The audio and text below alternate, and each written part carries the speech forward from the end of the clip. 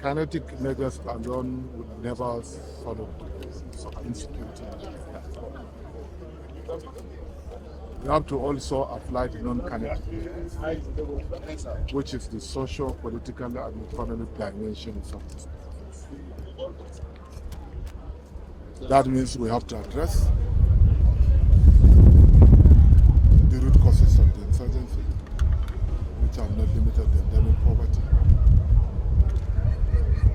environmental degradation, and increasing infrastructural deficit. And most importantly, national integration is very important. We must strengthen our institutions that are enhancing national unity. Equal participation, equal opportunities to every Nigerian is something that we need. The federal government alone will never solve the problems. The subnationals and the local government have to come together and support this administration. But most importantly, I've also said that citizens also play a pivotal role in solving our own problems. Without good citizens,